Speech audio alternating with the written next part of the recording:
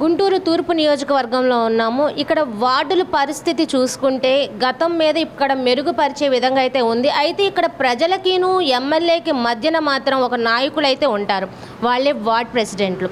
ఆ కోణంలో మనము 15వ వార్డు సూర్య శ్రీనివాసరావు గారి దగ్గర మనం ఉన్నాం. సార్ని అడిగి తెలుసుకుందాం, శ్రీనివాస్ గారిని అడిగి. మరి ఇక్కడ గతంలో మీద ఇక్కడ రోడ్ల వ్యవస్థ కానీ డ్రైనేజీ కానీ మెరుగుపరిచే విధంగా ఉందా, అసలు గతంలో ఎలా ఉంది సార్? గతంలో ఇప్పుడు 15వ వార్డు ఎలా ఉండేది? ఎందుకంటే చాలా ధర్నాలు చేశారు, మీరు ఏమేం చేశారు, గతంలో ఎలా ఉంది? మా గత వైసీపీ ప్రభుత్వంలో ఏ అభివృద్ధి కార్యక్రమాలు జరగకపోగా అంత వ్యవస్థ అంతా అస్తవ్యస్తంగా తయారయ్యేవి. రోడ్లు లేక, సీసీ రోడ్లు రైలు లేక మా 15వ డివిజన్ అనేది స్లమ్ ఏరియా, ఊరు శివారు ప్రాంతం అనేది. ఇది ఊరు శివారు ప్రాంతంలో స్లమ్ ఏరియా. దీన్ని ఎమ్మెల్యే అనేవాళ్ళు, వైసీపీ వాళ్ళు ఎవరు పట్టించుకోక రోడ్లు లేక అస్తవ్యస్తంగా తయారైపోయింది. రోడ్లు లేకపోవడం అంటే రోడ్లు అసలు ఎలా ఉండేవి? రోడ్లు గుంటూరుని గుంతలూరుగా చేశారు వాళ్ళు. ఆ గుంతలూరులోనే మేము ఆ నీళ్లు నిలిచిపోతే దాంట్లో మొక్కలు నాటాం. ఆ మొక్కలు పెరగడం చదివింది కానీ గుంతలూరు మార్చడం లేదు. మా ప్రభుత్వం వచ్చినాక చంద్రబాబు గారి ఆధ్వర్యంలో, ఎమ్మెల్యే నజీర్ గారి ఆధ్వర్యంలో, పెంసాన్ గారి ఆదేశాల ప్రకారం రోడ్లు, సీసీ రోడ్లు కానీ, సీసీ డ్రైన్స్ కానీ నంబర్గా తీర్చిదిద్దుతున్నాము. ఒక అద్దంలో తయారు చేస్తున్నాం మా డివిజన్ని. గుంటలు మాత్రం గుంటూరుగా మాత్రం నీట్గా చేస్తాం. గుంటలూరుని మార్చేసి గుంటూరుగా మేము మార్చబోతున్నాం. ఓకే, ఇక్కడ ఎన్ని కోట్ల ప్రాజెక్ట్ నడుస్తుంది? ఇక్కడ ప్రస్తుతానికి మన ఎమ్మెల్యే గారు నజీర్ గారి ఆధ్వర్యంలో మేము ఆయన చెప్పినట్టు ఆయన ఉదయం 6 కాంచి వార్డులో తిరుగుతున్నారు. మధ్యాహ్నం ఆఫీసులో ఉంటారు, మా సాయంత్రం వార్డులో తిరుగుతున్నారు. ఆయన ఆదేశాలు మేము పాటించి ఆయన అనుసరిస్తూ నడుపుతున్నాము. మనకు సీసీ రోడ్లు కానీ, ట్రైన్స్ కానీ 2 కోట్లు కేటాయించారు మా డివిజన్కి, 15వ డివిజన్కి. ఆ 2 కోట్లు ఇప్పుడు పనులు జరుగుతున్నాయి. అభివృద్ధి వల్ల వేగంగా పుంజుకుంటున్నాయి, వేగంగా జరుగుతున్నాయి. నజీర్ ఎమ్మెల్యే గారు మేము ఆ డివిజన్ తరఫున ధన్యవాదాలు తెలియజేస్తున్నాము. ముఖ్యంగా మరి ఏ రోడ్ అంటే ఇప్పుడు చేస్తున్నారంటే, ఇప్పుడు కరెంటు స్తంభాల, సీసీ రోడ్ల, డ్రైనేజ్ వ్యవస్థ ఏమేం చేస్తున్నారు? కరెంటు స్తంభాలు పాత పోల్స్ ఇరిగిపోయి ఉన్నాయి, కొన్ని అవి తీసేసి కొత్త పోల్స్ చేపిస్తున్నాము. లైన్స్ కూడా మారుస్తున్నారు. అట్లా కొన్ని బల్బులు పోయి ఉన్నాయి, కొత్త బల్బులు అన్నీ వేపిస్తూనే ఉన్నాం.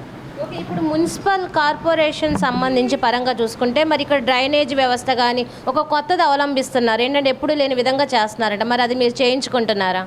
తెలుసమ్మా, అది మా ఎమ్మెల్యే గారు నజీర్ అహ్మద్ గారు ఆదేశాల ప్రకారం తెల్లవారున 3 నుంచి శానిటేషన్ చేపిస్తున్నాం ఆయన ఆధ్వర్యంలో. ఆయన మా మమ్మల్ని పని చేస్తున్నారా చేయలేదు, ఆయన చెకింగ్ కూడా వస్తున్నారు. తెల్లవారుజామున 6 నుంచి మా డివిజన్లో ఎవరు ఏ విధంగా పనిచేస్తున్నారని చెకింగ్ కూడా వస్తున్నాడు. మేము కనబడతామంటే మమ్మల్ని శభాషాన్ని చెప్పుకుంటున్నారు. అది కాక కమిషనర్ గారు పర్యటిస్తున్నారు వార్డులో, డివిజన్లో. కమిషనర్ గారు పర్యటిస్తున్నారు డివిజన్లో. శానిటేషన్ తెల్లవారుజామున 3 నుంచి బాగా జరుగుతుంది ఇప్పుడు మన యునైటెడ్ ఎన్డీఏ గవర్నమెంట్లో జరుగుతుంది మీకు.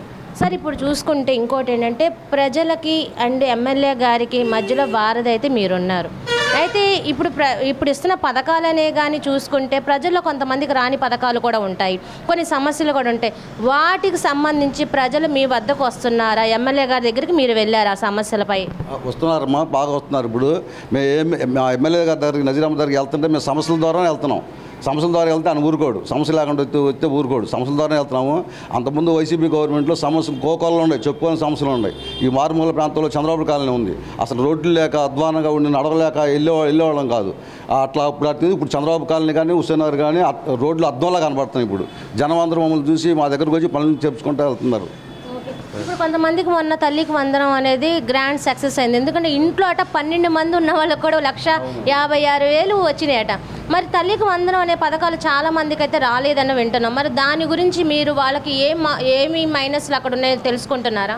మా తల్లికి వందనం అనేది సూపర్ సక్సెస్ కార్యక్రమం. అది మా కాలనీ శివారు ప్రాంతంలో చంద్రబాబు కాలనీ వస్తున్నారు. కానీ ఒక్కొక్కళ్ళకి 3-4 ఇంట్లో పిల్లలు ఉన్నారు.